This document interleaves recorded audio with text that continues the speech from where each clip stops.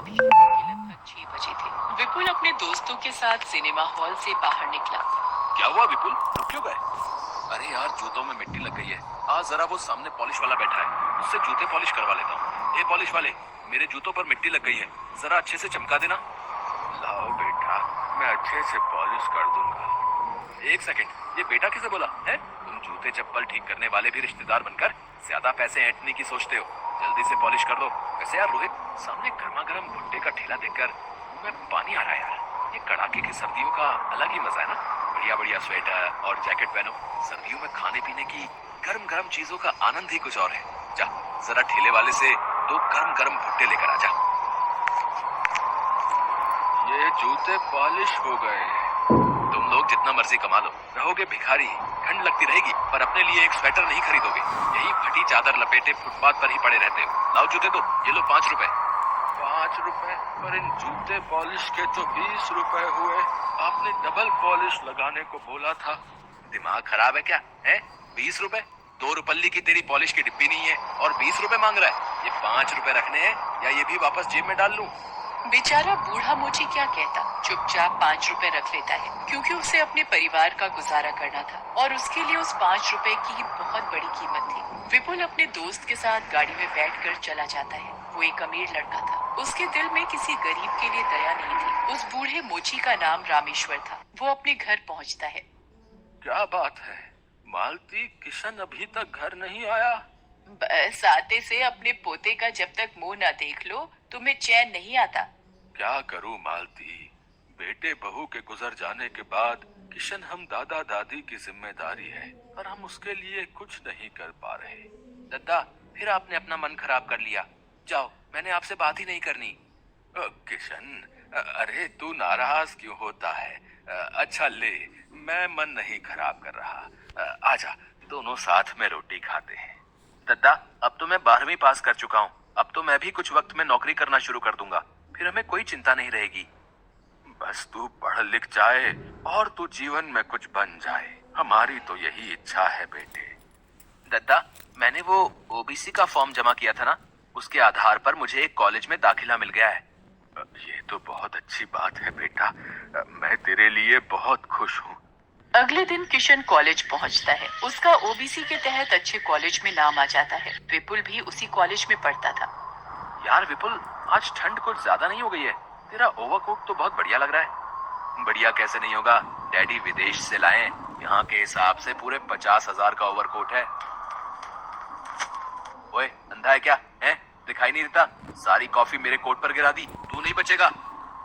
जी मेरी गलती नहीं है, वो कुछ बच्चे अचानक से बास्केटबॉल लेकर भाग रहे थे, वो टकराए तो आप पर गिर गई। देहाती गवार लड़के, तुझे पहले तो इस कॉलेज में नहीं देखा? अरे विपुल, ये कुछ गरीब बच्चों को जो हमारे स्कूल में हर साल दाखिला मिल जाता है ना, ये उन्हीं में से एक है। अच्छा, गरीब वर्ग के लोग जिन पर कॉलेज दया करके एडमिशन दे देता है। शायद इसने कभी ओवरकोट तो क्या, एक ढंग का स्वेटर भी नहीं पहना होगा। स्वेटर में एयर कंडीशनर भी लगा रखा है। इसके स्वेटर में ये छेद देख, ये इसीलिए बने। स्वेटर में छेद वाला डिजाइन तो पहली बार देखा है। चल यार रोहित, कैंटीन से टमाटर सूप पीने चलते हैं। गरम गरम टमाटर सूप का अलग ही मजा है ठंड के दिनों में। चल।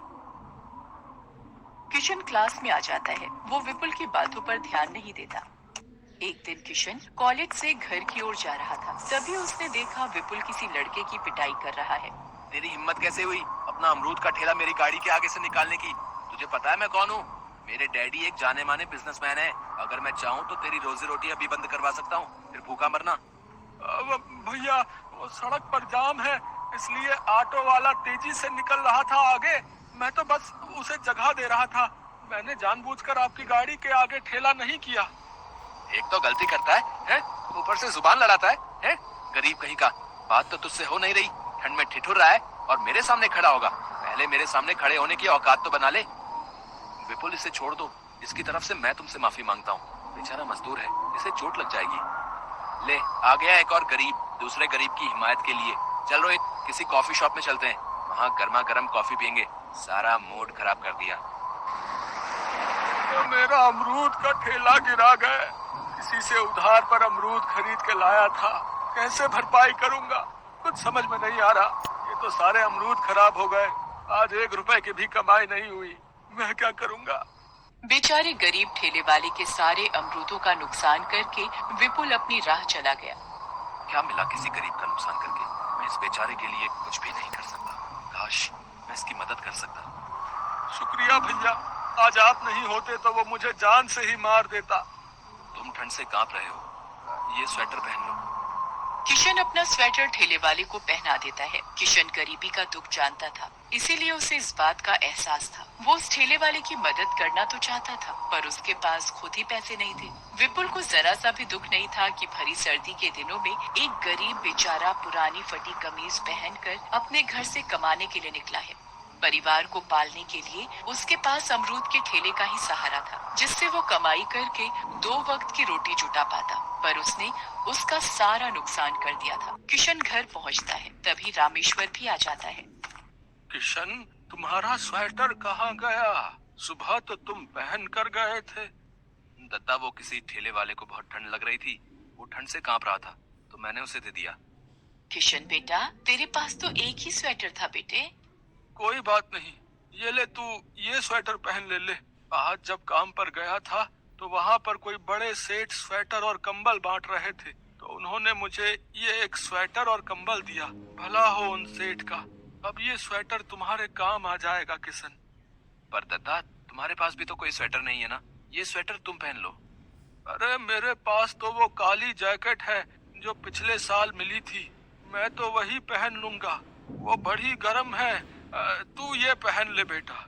रामेश्वर को स्वेटर और कंबल मिलना इत्तेफाक नहीं था। बहुत लोग होते हैं जो मदद के लिए सदैव आगे रहते हैं, और ये अच्छी कोशिश है कि किसी को ठंड में कंबल और स्वेटर बांटना बहुत ही पुण्य की बात है। किशन ने गरीब ठेले वाले को स्वेटर दिया और बदले में भगवान ने सेठ के रूप में पहुंचकर रामेश्वर को एक नया स्वेटर दे दिया। अगले दिन जब किशन कॉलेज पहुंचता है, डॉक्टर ने बताया है विपुल को ठंड लग गई है, और जिसकी वजह से उसकी तबीयत ज्यादा बिगड़ गई है, और अगले 10 दिन बाद फाइनल एग्जाम शुरू हो रहे हैं।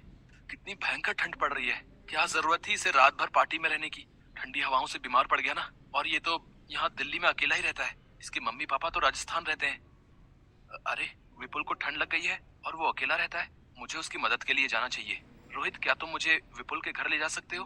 किशन रोहित के साथ विपुल के घर जाता है। विपुल की हालत बहुत खराब थी, वो उठ भी नहीं पा रहा था। उसे बुरी वाली ठंड लगी हुई थी, खांसी, जुकाम, बुखार, सिर में दर्द और आंखें लाल हो रही थी। रोहित, किशन, तुम दोनों।